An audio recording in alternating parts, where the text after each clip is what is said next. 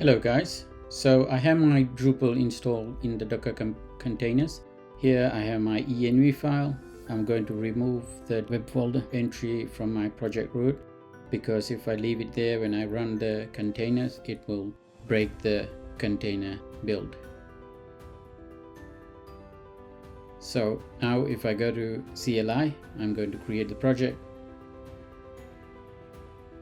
Once I've done that, I'm going to stop the Docker containers and then fix the web direct entry in my project root, and then I will rebuild the Docker containers.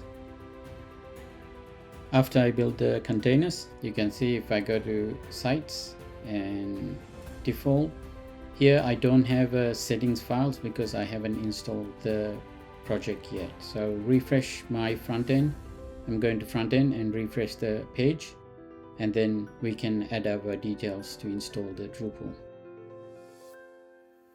Here I'm going to have add my database details, database name, username, password, and then I'm going to use the host from my Docker compose file. Here, that's my MySQL database host. I'm going to add that here and then continue installing.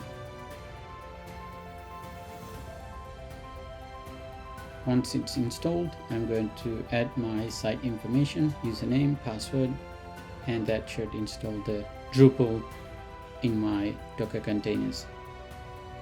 Now if I go to front end, you can see all the dummy data is installed and Drupal is working fine. That's it for this video. Please like my video and subscribe to my channel. I'll see you in the next video.